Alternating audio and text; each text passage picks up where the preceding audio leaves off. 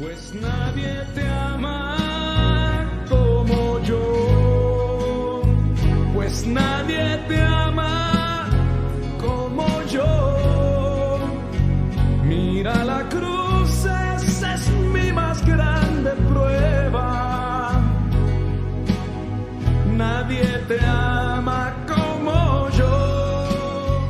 Pues Bienvenidos a Creciendo Juntos en Nuestra Fe Católica, el programa que le ayudará a conocer la riqueza de su fe y a profundizar en su relación personal con Jesucristo en su iglesia. Y ahora con ustedes, el Padre Julián Cardona.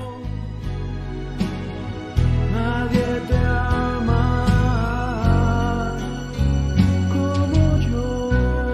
Muy buenos días, amadas hermanas, amados hermanos, que tenemos la dicha de reunirnos una vez más para disfrutar juntos de la santa palabra de Dios, para gozarnos en su amor, para crecer juntos en la santa fe cristiana católica que el Señor mismo ha dejado confiada en su iglesia, que es su viña, que es la viña del Señor. Allí donde te encuentres, que seas bendecido por la gracia del amor y de la misericordia de nuestro amoroso Dios, que puedas contemplar las delicias de su ternura, que puedas acercarte con confianza para que pidas perdón por los pecados que has cometido, para que prepares tu corazón en un acto de reconocimiento, de humildad, de los pecados que han contrariado la voluntad de Dios, y que puedas acercarte al sacramento de la confesión para estar dispuesto a acercarte luego a disfrutar del banquete de vida eterna en la Santa Eucaristía, que puedas gozarte tú mismo en intimidad con el Señor, también con tu propia familia, también en la comunidad de fe, en la oración, que es este diálogo de corazón a corazón con nuestro amoroso Dios. Vamos sin más tardanzas a dar inicio pues a nuestra celebración de hermanos y hermanas en la fe en torno a la palabra de Dios, y para esto decimos en el nombre del Padre y del Hijo y del Espíritu Santo. Amén. Bondadoso Señor, queremos darte gracias porque nos has llamado a la vida. Gracias, Señor, por cada bendición que nos concedes.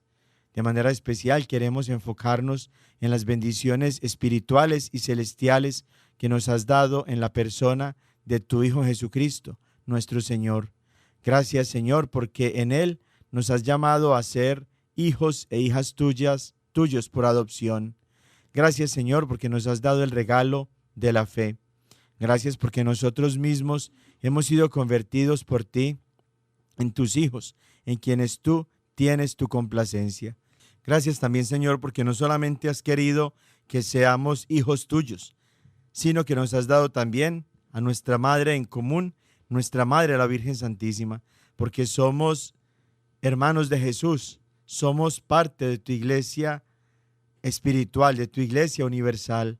Y en esta gran familia, Señor, como en la iglesia que somos, como en el templo vivo de Dios que somos, no solamente tenemos a un Padre en común, sino también a una Madre en común. En las familias tú has querido, Señor, que no solamente esté presente el Padre, sino que esté también la Madre. Pues también, Señor, en esta familia espiritual que es tu iglesia, tú nos has llamado a ser hermanos de Jesús, teniéndote a ti como Padre y teniendo a la Santísima Virgen María como nuestra Madre, como Madre de todos. Te damos gracias, Señor, por la Eucaristía. Te damos gracias, Señor, por el sacramento de la reconciliación. Te damos gracias por el sacramento del orden y del matrimonio, en los que llamas a cada persona para que sirvan a la causa de tu voluntad desde la vocación específica a la que tú nos has llamado. Unos a la vida sacerdotal, otros a la vida matrimonial. Gracias, Señor, por la oración. Gracias, Señor, por el regalo del Espíritu Santo. Gracias, Señor, porque cuidas inclusive a quienes están enfermitos en su mente, en su cuerpo, en su alma, a través del santo sacramento de la unción de los enfermos. Gracias, Señor, porque sigues manifestándonos tu amor cada que nosotros abrimos las Sagradas Escrituras y contemplamos tu santa palabra. Palabra esta, Señor, que se encarnó en el seno de la Santísima Virgen María, nuestro Señor Jesucristo. Palabra esta también que ha quedado plasmada en las Sagradas Escrituras que nacieron en la iglesia, en tu Santa Iglesia Católica. Gracias, Señor, por todos esos regalos. Gracias por todas esas bendiciones. Permítenos corresponder con mucha generosidad y mucha disponibilidad a la grandeza de tu amor. Amén. En el nombre del Padre, y del Hijo, y del Espíritu Santo. Amén. Vamos a meditar en este día 27, domingo 27 del tiempo ordinario, en el Evangelio que el evangelista San Mateo nos presenta en el capítulo 21, versículos del 33 al 43. En aquel tiempo, Jesús dijo a los sumos sacerdotes y a los ancianos del pueblo esta parábola. Había una vez un propietario que plantó un viñedo, lo rodeó con una cerca, cavó un lagar en él, construyó una torre para el vigilante y luego lo alquiló a unos viñadores y se fue de viaje. Llegado el tiempo de la vendimia, envió a sus criados para pedir su parte de los frutos a los viñadores. Pero estos se apoderaron de los criados, golpearon a uno, mataron a otro y a otro más lo apedrearon.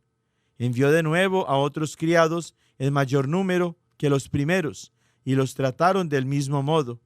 Por último, les mandó a su propio hijo pensando: a mi hijo lo respetarán.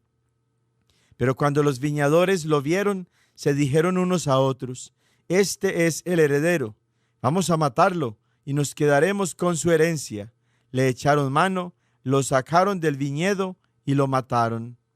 Ahora díganme, cuando vuelva el dueño del viñedo, ¿qué hará con esos viñadores? Ellos le respondieron: dará muerte terrible a esos desalmados y arrendará el viñedo a otros viñadores que le entreguen los frutos a su tiempo. Entonces Jesús les dijo: ¿no han leído nunca en la Escritura: la piedra que desecharon los arquitectos es ahora la piedra angular? Esto es obra del Señor y es un prodigio admirable. Por esta razón les digo que les será quitado a ustedes el reino de Dios y se le dará a un pueblo que produzca sus frutos. Palabra del Señor. Gloria a ti, Señor Jesús. Para el contexto de este pasaje tan hermoso del Evangelio de San Mateo, quiero referirme brevemente a la primera lectura que nosotros vamos a escuchar, que se proclama hoy en la celebración de la Santa Misa en toda la Iglesia universal, en toda la Iglesia católica, en cualquier país del mundo, en todos los idiomas del mundo, va a estar proclamándose esta misma lectura en cada país en el que hayan iglesias católicas en las que se celebre pues la Santa Misa. Una gracia maravillosa que tenemos nosotros únicamente los católicos por ser iglesia católica, justamente, es decir, por ser iglesia universal, que la palabra de Dios que estamos nosotros meditando hoy aquí, en todo país del mundo y en todos los idiomas del mundo, en todos los dialectos del mundo también, se está escuchando y se está proclamando el día de hoy. Y esta lectura a la que me quiero referir, que es la primera lectura de este domingo 27 del tiempo ordinario, es la de Isaías capítulo 5, versículos del 1 al 7. Allí nos dice el profeta Isaías que la viña del Señor es la casa de Israel. Y voy a tomar particularmente el versículo 7, donde dice lo siguiente: pues bien, la viña del Señor de los ejércitos es la casa de Israel, y los hombres de Judá son su plantación preferida. El Señor esperaba de ellos que obraran rectamente, y ellos en cambio cometieron maldades. Él esperaba justicia, y solo se oyen reclamos. Esta palabra del profeta Isaías nos permite entender la razón por la que Jesús está presentando él mismo su propia parábola de la viña, del viñedo, en la que Dios mismo ha invertido su amor, su energía, su tiempo, digámoslo así, humanamente hablando. Dios ha puesto todas sus ilusiones y todas sus esperanzas en su viña, en su viñedo, y se ha dado sin ninguna clase de reservas. Inclusive donó a su propio hijo para que de ese viñedo, de esa viña, se produjeran entonces frutos espirituales de salvación para quienes tenían la responsabilidad de cuidar ese viñedo, esa viña. Y por el contrario, lo que recibió el Señor fueron maldades, reclamos, recriminaciones, toda clase de maldades y de injusticias que desdecían la dignidad de aquellos que habían sido confiados al cuidado de esa viña, que desdecía también de todas las grandes expectativas que tenía el Señor con respecto a ese viñedo. Esa realidad espiritual históricamente se refiere en principio al pueblo judío, al pueblo de Israel, como nos lo presenta el profeta Isaías, y como también Jesús al inicio, en el inicio mismo de esta parábola, cuando nos indica el evangelista a quién se la está dirigiendo Jesús, nos hace ver históricamente, en primer lugar, a quien esas duras palabras de Jesús se refieren: a los sumos sacerdotes y a los ancianos del pueblo judío, del pueblo de Israel, quienes en principio tenían la alianza con Dios, pero no vivieron según esa alianza, sino que obraron de forma contraria y no fueron capaces de reconocer que el dueño de esa viña, es decir, Dios, había enviado incluso a su propio Hijo para que estas personas dejaran que su corazón se transformara con la palabra de Dios y fueran hombres y mujeres nuevos, diferentes, nueva creación. A esas personas que son señaladas en la parábola como los criados enviados por el dueño para pedir los frutos de esa viña, Jesús está refiriéndose a los profetas, todos aquellos quienes a lo largo de la historia del pueblo de Israel fueron sacrificados, fueron asesinados por predicar la palabra de Dios en contra de las acciones de este pueblo, y el pueblo entonces, en lugar de corregirse y de arrepentirse, lo que hizo entonces fue asesinar, sacrificar a todos los profetas, y terminó inclusive haciéndolo con el hijo del dueño de esta viña, que es Dios nuestro Padre, Jesucristo nuestro Señor, que fue sacado de la ciudad de Jerusalén y fue entonces crucificado por aquellos mismos que tenían el poder religioso, el poder político, el poder social en su tiempo, y de esa manera entonces rechazaron el plan de Dios. Pero esa aplicación histórica y bíblica dentro del plan de Dios, dentro de la historia de la salvación, no termina solamente allí.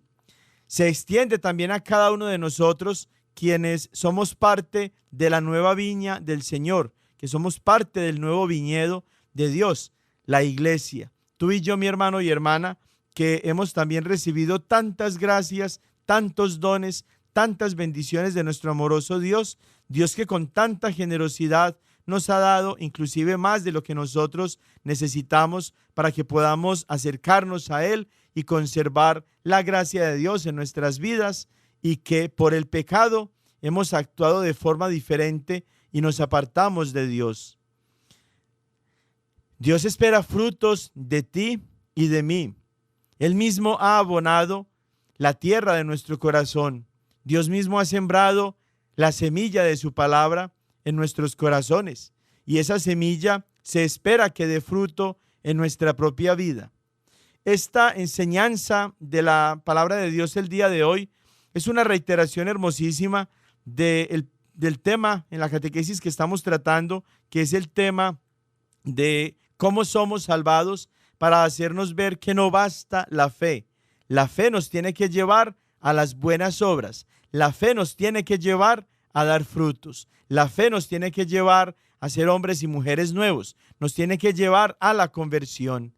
No basta con decir nosotros que pertenecemos a la iglesia de Cristo, que somos parte del viñedo de Dios, y quedarnos entonces así bien tranquilos, bien relajados. No, mis hermanos, eso mismo les pasó a los judíos, a los israelitas, al primer pueblo de Dios, que tenían la primera alianza de Dios y que no la cuidaron, que no actuaron según la fe que tenían en su Dios, en Yahvé, y por eso entonces perdieron el privilegio de ser pueblo de Dios, de ser el pueblo elegido por Dios. Perdieron las gracias y los dones espirituales que Dios con tanta generosidad les había dado. Eso mismo pasa contigo y conmigo cuando nosotros, una vez que hemos creído en Dios, no dejamos que esa fe nos vaya transformando en la imagen de Cristo. No dejamos que esa fe nos vaya purificando el corazón. No dejamos que esa fe nos vaya fortaleciendo para luchar contra los pecados y las tentaciones, para alejar de nosotros las malas acciones, la injusticia, la lujuria, la pereza, la avaricia, los odios, las envidias, los celos, todas estas cosas que nos alejan del plan de Dios, que nos impiden dar frutos en nuestra propia vida. Pidámosle al Señor que nos ayude con la gracia del Espíritu Santo a ajustar nuestra vida a esa fe que hemos recibido de Él, que actuemos verdaderamente como cristianos, que seamos testimonio para los demás, que tengamos la oportunidad de ser nosotros mismos reflejo del amor de Dios a través de las buenas acciones y no simplemente que nos quedemos pensando que por la fe ya podemos ser salvados, ya nos podemos creer y considerar definitivamente salvados sin que tengamos que hacer nada de nuestra parte. Amén. Y de esta manera entonces podemos conectar el mensaje del Evangelio con el tema de la catequesis que ya nos ocupa desde la semana anterior, que es el tema de la salvación. ¿Cómo somos salvados? Ya todos nosotros como cristianos sabemos entonces que Cristo vino a morir por nosotros y que en su sangre nosotros hemos sido curados, que por su muerte nosotros hemos tenido vida en abundancia. Pero ¿cómo ocurre esta experiencia de la salvación dentro de nosotros? ¿Cómo se desarrolla dentro de nosotros esta realidad? Para los hermanitos protestantes, animados y guiados por el discurso engañoso de los pastores protestantes, la salvación ocurre automáticamente y solamente por la fe. Es decir, basta la fe para salvarse. Basta aceptar a Cristo como Salvador y de esa manera ya están ellos salvados automáticamente y definitivamente. Es decir, ya están ellos salvados independientemente de cómo actúen, de cómo se comporten, de cómo sea su vida. Si actúan bien, si actúan mal, si son fieles a la llamada de Dios o si no lo son, no importa, porque ya están ellos definitivamente salvados una vez que por la fe han aceptado en su corazón a Cristo como Salvador. Ese es el discurso, esa es la enseñanza, esa es la doctrina protestante. La doctrina de nosotros como cristianos católicos, como cristianos verdaderos, que está sustentada en las Sagradas Escrituras. Por tanto, podemos decir también que no solamente es la doctrina de la Iglesia Católica, sino que es la doctrina de la Santa Biblia, es que la salvación ocurre de forma diferente. Que definitivamente, como nos dice la Sagrada Escritura y como también lo creen los hermanos protestantes, Jesús es la causa de nuestra salvación. No hay otro nombre por el cual nosotros podamos ser salvados más que el nombre de Dios. Y eso es algo que tenemos nosotros en común con los hermanitos protestantes. Pero a diferencia de ellos, nosotros y la Santa Biblia enseñamos, afirmamos y vivimos que la salvación no ocurre automáticamente ni ocurre tampoco definitivamente.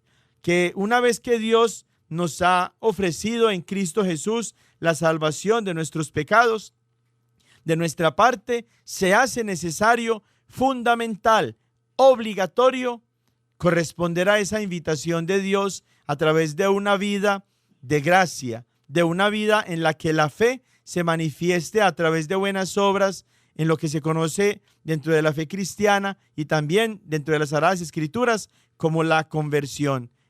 ¿Sí? La metanoia en griego, el cambio de vida, el cambio de actitud, el cambio de mentalidad, el cambio de corazón.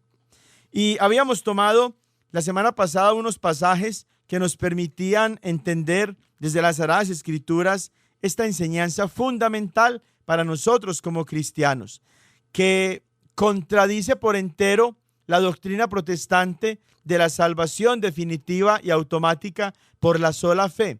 Ellos siguen afirmando, contradiciendo a las Sagradas Escrituras, ellos siguen afirmando que la salvación es solamente por la fe y que esa salvación es automática y es definitiva, es decir, ya no se pierde con nada. Pero la semana pasada teníamos esta serie de pasajes que nos permitían entender cómo las Sagradas Escrituras y nuestra Santa Iglesia Cristiana Católica, la Iglesia verdadera de Cristo, en la fe cristiana verdadera, que está solamente en la Iglesia Cristiana Católica, las enseñanzas acerca de la salvación son completamente diferentes. El mismo Jesús es el que nos decía que solo el que persevere hasta el fin se salvará. Es decir, una vez que aceptemos nosotros la salvación que Dios nos ofrece, tenemos que perseverar en esa salvación hasta el final. Y perseverar significa mantenernos fieles, mantenernos firmes, mantenernos luchando, esforzándonos, dedicando nuestra vida a aceptar y a acoger esa salvación que Dios nos ha ofrecido gratuitamente, eso sí, es decir, sin méritos propios, sin méritos personales, pero gratuitamente Dios nos la ha ofrecido y voluntariamente nosotros tenemos pues que dedicar nuestra vida para aceptar esa salvación. Pasajes como Mateo 10, 22, decíamos la semana pasada. Así también Marcos 13, 13, Mateo 24, del 12 al 13. Son pasajes que nos permiten ver cómo Jesús nos está diciendo que solamente quienes perseveren hasta el fin se van a salvar. Los que se queden a medio camino, los que iniciaron pero no fueron capaces de terminar, los que no perseveraron en esa salvación por la fe, no se van a salvar, así se digan pastores protestantes y así se crean ya definitivamente salvados. Salvos, siempre salvos, es lo que suelen decir los protestantes, pero esa no es enseñanza de la Santa Biblia.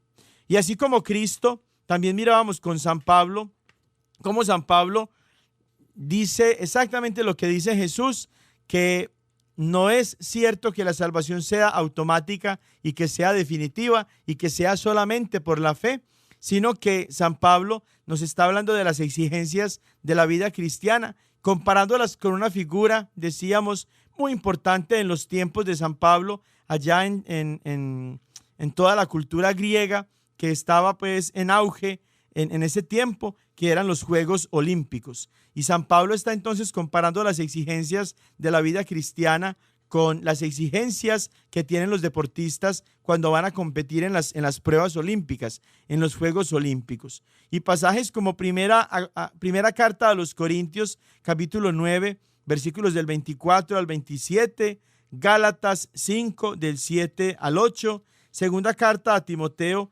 capítulo 4, versículos del 6 al 8, son pasajes en los que se nos permite ver que la enseñanza bíblica acerca de la salvación es muy diferente y totalmente contraria a la enseñanza de los pastores protestantes que no toman la necesidad de las buenas obras, la necesidad de la conversión como requisito fundamental para aceptar la salvación que Dios nos ha dado en la persona de nuestro Señor Jesucristo. Esta comparación de la vida cristiana con una carrera, con los Juegos Olímpicos, con las competencias de los Juegos Olímpicos, con la exigencia que pesa sobre los cristianos de que debemos correrla hasta el final, la usó también el autor de la carta a los Hebreos.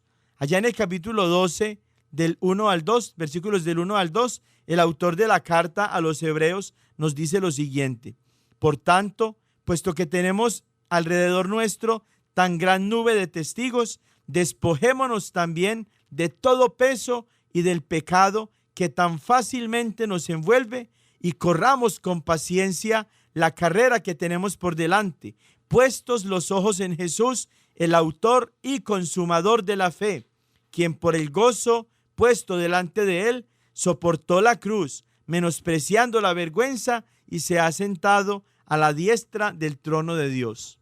Esa figura entonces tan hermosa de las exigencias de los competidores para participar dignamente en los Juegos Olímpicos es una buena figura que la toman los escritores sagrados como San Pablo y el autor de la carta a los Hebreos para hacernos ver a nosotros como cristianos la necesidad de correr la carrera de nuestra fe hasta el final, de buscar llegar a la meta, de buscar poseer nosotros el premio que Dios mismo nos ha fijado al término de esta carrera espiritual que es nuestra vida cristiana, que la corremos en medio de las dificultades, en medio de muchas privaciones, en medio de ataques y persecuciones, pero que la corona de gloria que nos espera es suficientemente digna para nosotros y se hace meritoria para que nosotros dediquemos toda nuestra vida a alcanzar esa meta que Dios mismo ha preparado para nosotros. El mismo San Pablo expresa cómo es nuestra actitud con respecto a la salvación que Dios nos ofrece, que nosotros debemos aceptar no de una sola vez, sino cada día de nuestras vidas y permanecer y perseverar en ella para que se haga realidad en nosotros. Así lo encontramos en Filipenses capítulo 2, versículo 12. Así pues, queridos hermanos, de la misma manera que han obedecido siempre, no solo cuando estaba presente, sino mucho más ahora que estoy ausente, trabajen con temor y temblor por su salvación. Una vez más, porque este pasaje es muy importante. Filipenses 2, 12. Así pues, queridos hermanos, de la misma manera que han obedecido siempre, no solo cuando estaba presente, sino mucho más ahora que estoy ausente, trabajen con temor y temblor por su salvación. Miren qué enseñanza esta, tan contraria a las enseñanzas de los pastores protestantes que le aseguran a sus seguidores que ya por el hecho de haber creído en su corazón que Cristo es el Señor y haberlo aceptado como su Salvador, por la fe, ya son entonces definitivamente salvados y ya esa salvación no la pierden de ninguna manera. San Pablo está diciendo en esta carta a los filipenses que hay que trabajar, es decir, hay que hacer algo, nos tenemos que mover, tenemos que estar activos, no podemos ser flojos y conformarnos con pensar que ya estamos salvados. No, tenemos que trabajar con temor y temblor por nuestra salvación. Dios ya hizo su parte.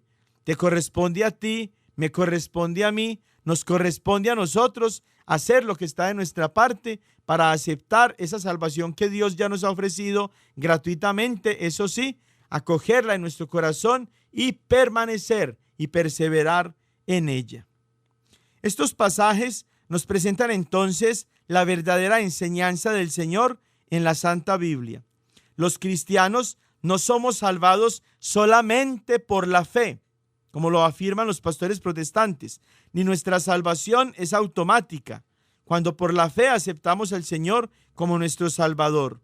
Ni la salvación, una vez que la hemos obtenido de Dios, es definitiva, de tal manera que podemos decir que ya somos definitivamente salvados. ¿De dónde procede, pues, esta enseñanza si no se encuentra en la Biblia? Esta enseñanza procede del demonio, que ha contaminado con ella el corazón y la mente de los pastores protestantes para que alejen a sus seguidores del camino de la salvación y se pierdan, porque el demonio no quiere que se salven.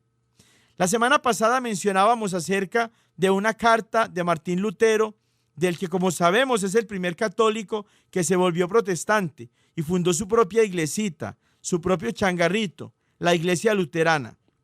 En esta carta, decíamos, Martín Lutero se comunicaba con un amigo suyo llamado Philipp Melanchthon. Y en esta carta, conocida como la carta número 99, escrita el 1 de agosto de 1521, Martín Lutero le dice lo siguiente a su amigo Philipp Melanchthon: sé un pecador y peca fuertemente, pero deja que tu fe sea aún más fuerte en Cristo y regocíjate en Él, quien ha triunfado sobre el pecado, la muerte y el mundo. Cometeremos pecados mientras estemos aquí, debido a que este no es el lugar en donde la justicia reside. Ningún pecado puede separarnos de Él, incluso si cometemos asesinato o adulterio miles de veces cada día. Al afirmar esta barbaridad, Martín Lutero está diciendo que no importa que nuestras acciones sean las más pecaminosas, siempre y cuando nuestra fe sea más fuerte que todos nuestros pecados. Él está diciendo que podemos cometer todos los pecados que deseemos, deliberadamente, tranquilamente y a propósito, ya que ni así seremos separados de Dios. Después de todo, únicamente requerimos nada más que la fe para ser salvos. Preguntémonos, ¿puede la Biblia realmente enseñar que podemos pecar mucho y gravemente mientras que nuestra fe sea más grande que nuestros pecados? ¿Podría de verdad el Espíritu Santo, que es el que inspiró las Sagradas Escrituras, invitarnos a que pequemos de todas las formas posibles, ya que la fe en Cristo Jesús nos va a mantener como inmunes a las consecuencias de esos pecados? Por supuesto que no. Al contrario, las Sagradas Escrituras y el Espíritu Santo mismo nos mandan a que luchemos constantemente contra el pecado y las tentaciones para que nos mantengamos en la gracia de Dios. La Biblia es clara. Seremos juzgados por cómo vivimos nuestra fe. Así lo podemos encontrar en pasajes como Hebreos capítulo 10, versículos del 26 al 27. Porque si voluntariamente pecamos después de haber recibido el pleno conocimiento de la verdad, ya no queda sacrificio por los pecados, sino la terrible espera del juicio y la furia del fuego pronto a devorar a los rebeldes. Miren, hermanos y hermanas, que no se trata solamente de tener fe. Hay que vivir según esa fe.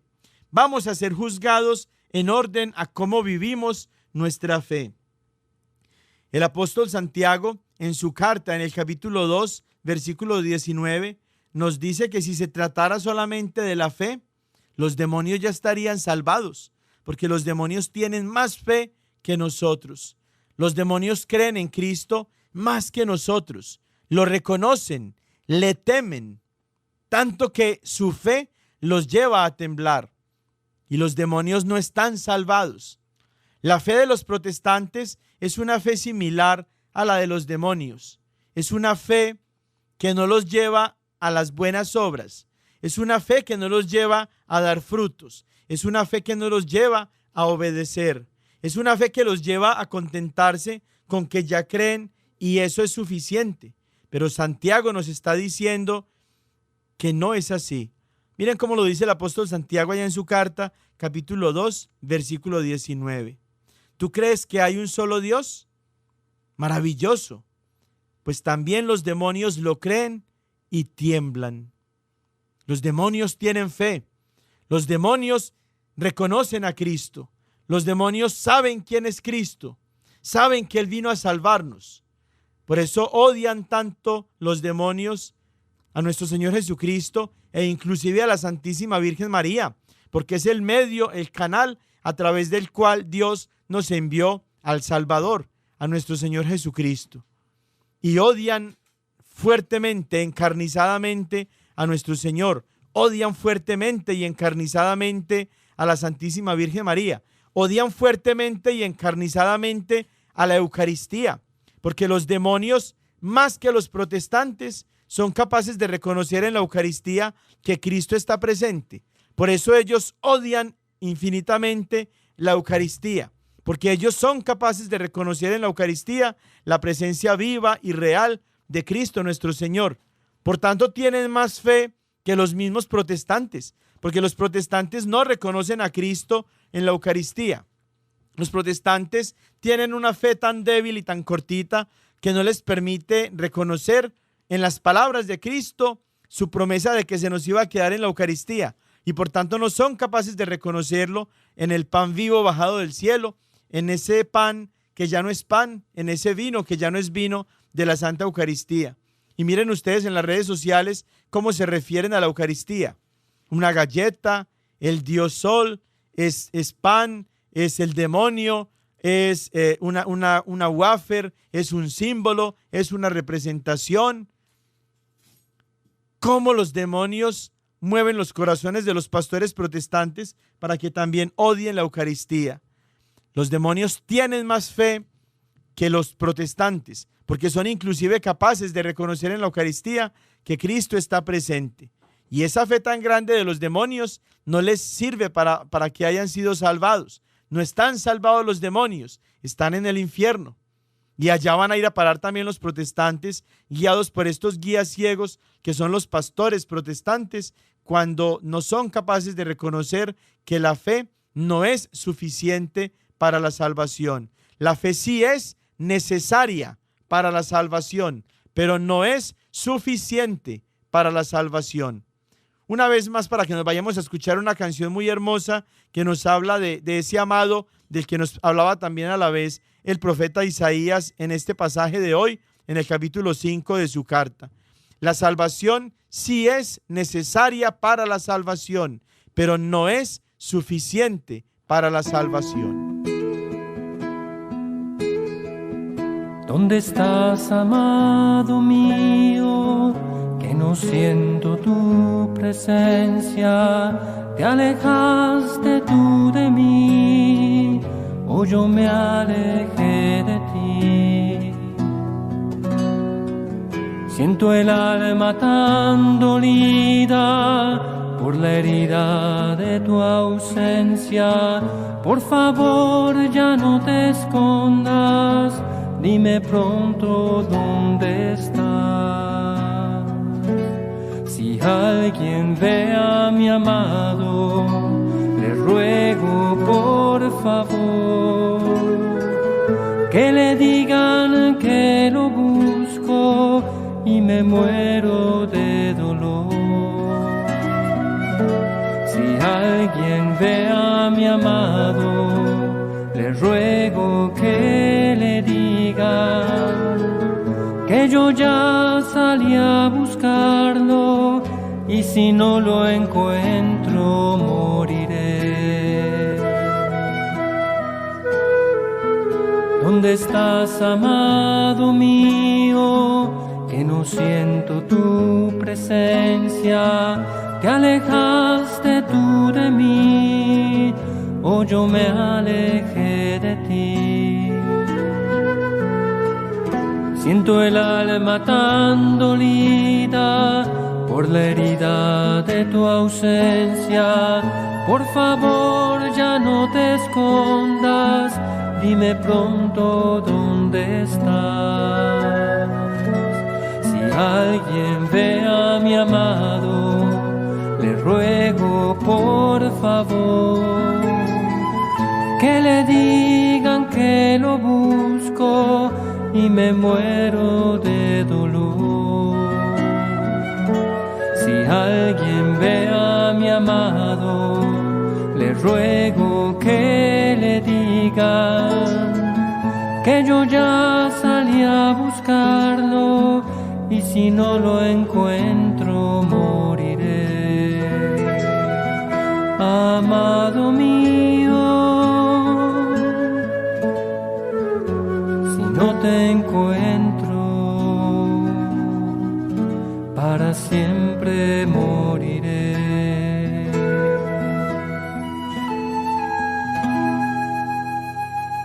La redención, pues, que Jesús ganó para nosotros al ofrecer su vida en la cruz gratuitamente, es decir, sin que nosotros hubiéramos merecido ese acto de amor, no se impone a quien no está dispuesto a recibirla. Debemos aceptar voluntariamente esta salvación que Dios nos ha alcanzado en su Hijo Jesús, voluntariamente abrazarla y muy frecuentemente sufrir por ella. Miren cómo lo dice Jesús en Marcos capítulo 8, versículo 34. Llamando a la gente a la vez que a sus discípulos, les dijo: si alguno quiere venir en pos de mí, niéguese a sí mismo, tome su cruz y sígame. Miren que las exigencias de la vida cristiana son tan difíciles que Jesús las comparaba con tomar la cruz y seguirlo. Y si nosotros hemos visto películas de esas tan hermosas que salen en la Semana Santa, de la pasión y muerte de nuestro Señor Jesucristo y de su resurrección, veremos cómo fue de difícil para Jesús darnos la salvación, cómo fue de difícil para Jesús tomar esa cruz y cargarla. Fue un suplicio, fue un tormento.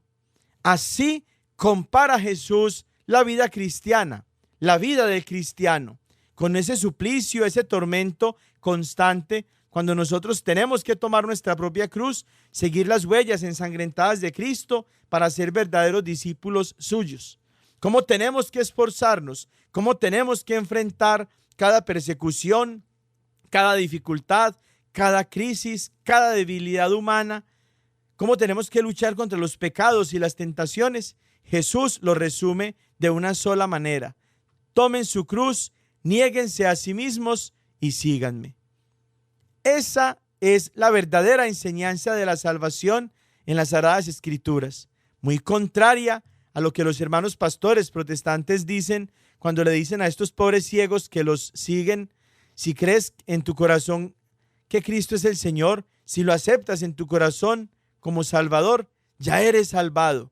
Y eso lo hacen tomando entonces los pasajes de las Sagradas Escrituras que hablan de la salvación por la fe y sacándolas de todo contexto para hacer ver que lo único que se necesita para ser salvados es la fe, que lo único que nos salva es la fe, que somos salvados solamente por la fe y que una vez que somos salvados, esa fe que nos alcanzó a la salvación hace que la salvación ya no se pierda, que sea definitiva. Horrible. Es el demonio que está torciendo la mente y el corazón de todos estos pobres ciegos para que no le crean a la palabra de Dios, sino que le crean a estos pastores protestantes que no son pastores en realidad, son lobos disfrazados de ovejas o de pastores que están llevando a estas pobres almas a la condenación eterna. Las Sagradas Escrituras nos enseñan pues que la salvación no ocurre automáticamente para quienes aceptan a Cristo Salvador por la fe, ni que una vez que el cristiano es salvado, éste ya puede creerse salvado definitivamente sin hacer nada por mantener en sí mismo la gracia de Dios. Pero por otro lado, los pastores protestantes y sus seguidores ciegos repiten como loros viejos las falsas doctrinas que escuchan en estos changarritos sin tomarse el trabajo de escudriñar fielmente las Escrituras. Como ellos dicen, siguen encontrando pasajes bíblicos en los que aparentemente la sola fe es necesaria y suficiente para la salvación. O dicho de otra manera, para afirmar que somos salvados solamente por la fe. Pero eso no lo enseña la Biblia, pero sí lo enseñan ellos tomando pasajitos fuera de contexto y recortados de la Santa Biblia. ¿Cómo entender esta contradicción? ¿Será que la Santa Biblia se contradice? ¿Será que Dios es el que se contradice y unas veces nos revela unas cosas y después cambia de opinión y nos enseña otras completamente diferentes? Por supuesto que no. Dios es la verdad suprema, que no puede engañarse ni engañarnos. Él mismo nos envió a su Hijo Jesús, y su Hijo Jesús se definía a sí mismo como la verdad. Juan 14:6. Él prometió a su iglesia el espíritu de la verdad plena. Juan 16:13. Él dejó a su iglesia como columna y fundamento de la verdad. Primera carta a Timoteo, capítulo 3, versículo 15. Él quiere que todos los hombres se salven y lleguen al conocimiento pleno de la verdad. Primera carta a Timoteo, capítulo 2, versículo 4. La razón por la cual los pastores protestantes de todas las sectas enseñan cosas diferentes de lo que enseña la Biblia es porque ellos desobedecen la misma Biblia cuando prohíbe que interpreten la palabra de Dios de forma privada y personal. Es por la libre interpretación de la Santa Biblia que existen tantas sectas y aparecen nuevas cada día, y que quienes se dejan confundir por esta predicación engañosa de los pastores protestantes se relajan al creerse ya salvados definitivamente. Y con esto lo que están haciendo es provocar su propia condenación, su propia perdición, porque ya no hacen nada para corresponder a la llamada de Dios, que los invita a que se conviertan, se acerquen y se salven. Ya no trabajan con temor y temblor por su salvación, como ya nos lo decía San Pablo en la carta a los Filipenses, capítulo 2, versículo 12. Trabajen con temor y temblor por su salvación. Eso ya no lo hacen los seguidores de los pastores protestantes cuando se creen salvados definitivamente y cuando piensan que ya son salvos, siempre salvos. Pero eso no lo enseña la palabra de Dios, y la razón por la que ellos afirman que lo son es porque le creen más a los pastores protestantes que a la Santa Biblia, que habla de la salvación de una forma diferente a como los pastores lo presentan. Y es porque los pastores, como decimos, no obedecen a la Santa Biblia, que les prohíbe rotundamente que interpreten libremente la Santa Biblia. Vamos a mirar cómo la misma Biblia nos enseña que ni los pastores protestantes, ni nosotros, ni ninguna persona puede interpretar la Biblia de forma libre, de forma privada y personal. Segunda carta de San Pedro, capítulo 1, comenzando desde el versículo 20 hasta el capítulo 2, versículo 3. Pero ante todo, tengan presente que ninguna profecía de la Escritura puede interpretarse por cuenta propia. Ojo, ninguna profecía de la Escritura puede interpretarse por cuenta propia, porque nunca profecía alguna ha venido por voluntad humana, sino que hombres movidos por el Espíritu Santo han hablado de parte de Dios. Y luego San Pedro se refiere a los falsos pastores de los que ya nosotros hablábamos cuando tratábamos este tema acerca de los verdaderos pastores del pueblo de Dios y los falsos pastores, los falsos profetas, para que no nos dejáramos engañar. Miren cómo dice San Pedro a continuación. Hubo también en el pueblo falsos profetas, como habrá entre ustedes falsos maestros que introducirán herejías perniciosas, es decir, dañinas, y que negando al dueño que los adquirió, atraerán sobre sí una rápida destrucción. Miren que mientras los hermanos pastores protestantes están afirmando ya una salvación automática y definitiva que no se pierde ya de ninguna manera, lo que está diciendo San Pedro en la Santa Biblia, es decir, es el Espíritu Santo hablando para nosotros, en nuestros corazones, en nuestras mentes, en nuestros oídos, la verdad, muy contraria a lo que afirman los pastores protestantes. Mientras ellos hablan de la salvación de esa manera, miren cómo advierte San Pedro, que así como en el pueblo ya había falsos profetas, así también entre nosotros habrá falsos maestros que introducirán herejías perniciosas y que negando al dueño que los adquirió, atraerán sobre sí una rápida destrucción. Ellos, por formar sus changarritos y predicar un evangelio diferente al evangelio de Cristo, afirman ya la salvación definitiva para ellos y para sus seguidores. Por el contrario, lo que la Biblia les está diciendo es que eso les va a traer a ellos una rápida destrucción, porque son herejías perniciosas, son cosas dañinas, son doctrinas diferentes a la doctrina de Cristo que el Padre envió para que tú y yo seamos salvados en la única y verdadera iglesia, que es la Iglesia Católica, siguiendo las enseñanzas de Cristo, aplicándolas en nuestra propia vida, manteniéndonos fieles hasta el fin, porque los que perseveren hasta el fin, esos se salvarán, dice Jesús. Y sigue San Pedro. Muchos seguirán su libertinaje.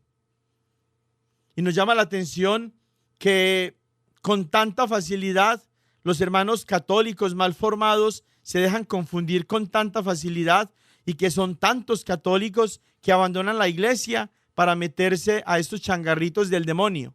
Pero es porque San Pedro mismo ya lo estaba anunciando, profetizando, movido por el Espíritu Santo. Muchos, no poquitos, muchos seguirán su libertinaje, el libertinaje de las sectas.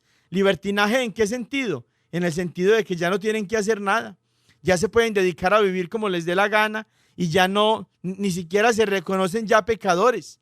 Ya suelen decir que ellos ya no tienen pecados, que los pecados los tenían cuando eran católicos. Cuando yo era católico mataba, robaba, era infiel a mi esposa, me emborrachaba y me drogaba, pero ahora que ya conocí la verdad, ahora que ya estoy en el evangelio, ya no cometo pecado. Gloria a Jehová, aleluya.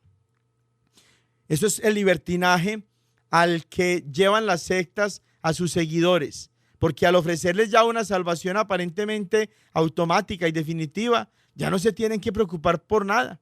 Ya tienen la opción de vivir como les da la gana, nada más pagando los diezmos y cargando la Biblia bajo el brazo, oliendo a axila. Ya con eso es suficiente. Muchos seguirán su libertinaje y por causa de ellos el camino de la verdad será difamado. Ya mirábamos nosotros con primera carta a Timoteo, capítulo 3, versículo 15, cuál es el camino de esa verdad, cuál es el fundamento y la base de esa verdad. La iglesia. Y por culpa de ellos, el camino de la verdad, es decir, la iglesia católica, será difamada.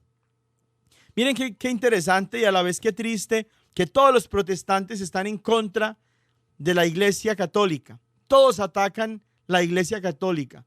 Todos están en contra de la iglesia católica. Todos enseñan doctrinas diferentes. Todos están completamente dispersos y se contradicen unos a otros en cuanto a las cosas que enseñan. Para la única cosa para la que se ponen de acuerdo los protestantes es para atacar única y exclusivamente a la iglesia católica. Cuando se escucha a un pastor protestante criticando a otro pastor protestante, o hablando de otra secta, o hablando en contra del aborto, o en contra de la unión homosexual de hombres y de mujeres, o hablando de la aprobación de los niños transgénero, o hablando en contra del divorcio, o en contra de la infidelidad, o en contra del asesinato. ¿Cuándo llegan los protestantes a hablar en contra de la idolatría de los budistas, por ejemplo, o de los hinduistas? ¿Cuándo se ve a un protestante evangelizando a un ateo? No. Lo único que hacen ellos es hablar mal en contra de la iglesia católica y venir supuestamente a evangelizar a los católicos y llevárselos de acá para introducirlos en el interior de esas sectas protestantes que no provienen de Dios y perderlos para siempre.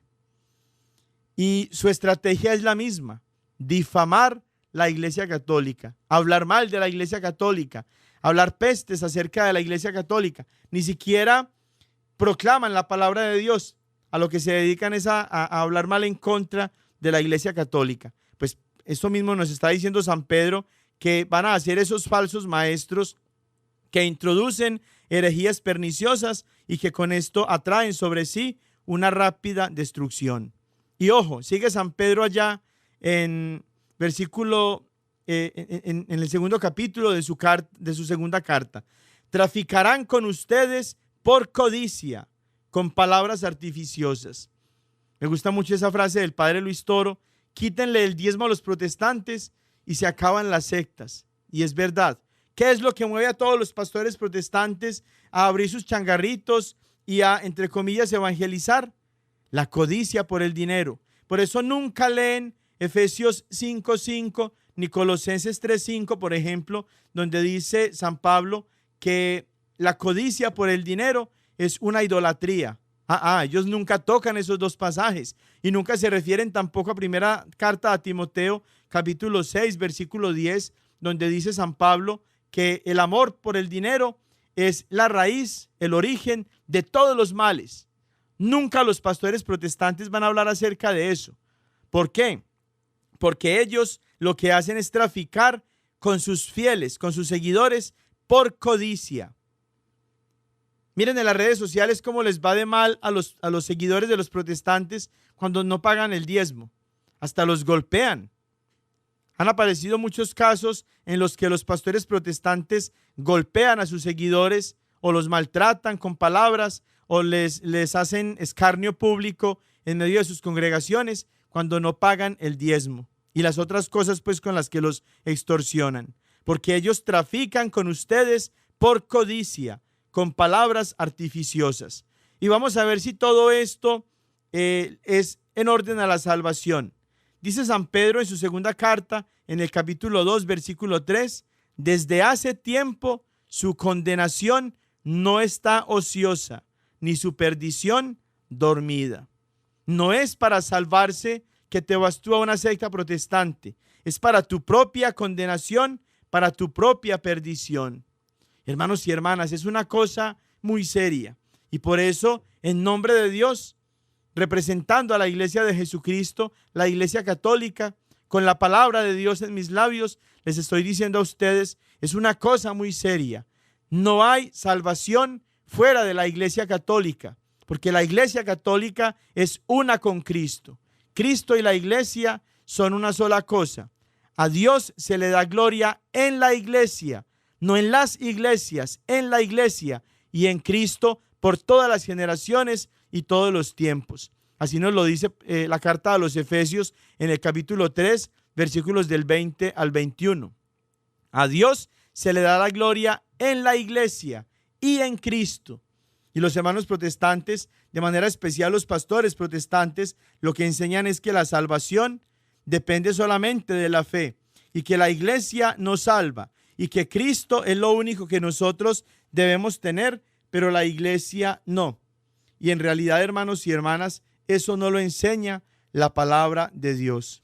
Y así como esta primera enseñanza de San Pedro, así también en su segunda carta, ya en el capítulo 3, versículos del 15 al 17, nos dice el mismo San Pedro lo siguiente: la paciencia de nuestro Señor, júzguenla como salvación, como se lo escribió también Pablo, nuestro querido hermano, según la sabiduría que le fue otorgada. Lo escribe también en todas las cartas cuando habla en ellas de esto, aunque hay en ellas cosas difíciles de entender que los ignorantes y los débiles interpretan torcidamente, como también las demás escrituras, para su propia perdición. Miren que San Pedro está una vez más advirtiendo acerca de la interpretación privada de las Sagradas Escrituras que lleva a los ignorantes y a los débiles a la propia perdición, porque interpretan las Sagradas Escrituras torcidamente. Miren que San Pedro está advirtiendo que los pasajes de las Sagradas Escrituras que son difíciles de entender, cuando los interpretan torcidamente, lo hacen para su propia perdición. No es para su salvación, es para su perdición. Y eso hace cada pastor protestante cuando toma las Sagradas Escrituras y las interpreta por su propia cuenta. Las interpreta torcidamente como ignorante y como débil en la fe que es, para su propia perdición. Ustedes, pues, queridos hermanos, estando ya advertidos, vivan alerta, no sea que arrastrados por el error de esos disolutos se vean derribados de su firme postura. Esta importante enseñanza la encontramos en la Santa Biblia e incluso la tienen los protestantes en sus propias Biblias, en la Reina Valera, en la edición del Nuevo Mundo, que son pésimas Biblias, pero ahí están estas dos enseñanzas. Ahí están, nomás que ellos no las leen, no les interesa enseñárselas a sus seguidores porque se les cae su negocio.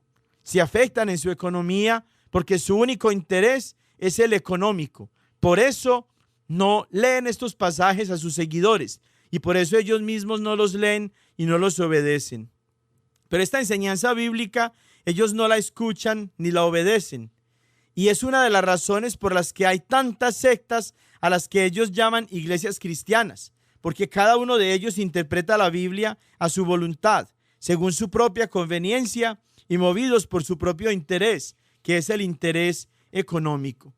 Esta es la razón por la que ellos siguen afirmando que basta con aceptar a Cristo como Salvador para ya ser definitiva y automáticamente salvados, y que esa salvación ya no se pierde de ninguna manera. Pero ya lo estamos viendo con todos estos pasajes bíblicos, hermanas y hermanos, que la fe sí es necesaria para la salvación, pero no es suficiente para la salvación. Hay que trabajar con temor y temblor por nuestra salvación. Hay que correr, hay que competir, hay que desgastarnos, hay que transformar nuestra vida, hay que dejar que esa fe que tenemos en el corazón nos convierta en hombres y mujeres nuevos. Porque si se tratara de la fe, como decíamos, de la sola fe para la salvación, ya los demonios se hubieran salvado antes que los pastores protestantes, y no están salvados. Y los protestantes tampoco se van a salvar si siguen pensando que la fe es suficiente para la salvación. Que la bendición de Dios Todopoderoso, Padre, Hijo y Espíritu Santo, descienda sobre ustedes y los acompañe siempre. Feliz semana. Ven con nosotros al caminar, Santa María, ven. La diócesis de Knoxville y la parroquia de Santo Tomás Apóstol de Lenoir City les agradecemos por habernos acompañado en Creciendo Juntos en Nuestra Fe Católica, y los invitamos a que nos escuchen la próxima semana por esta misma estación y a la misma hora, para profundizar en lo que significa ser un católico conocedor de su fe. Hasta pronto y que Dios los bendiga.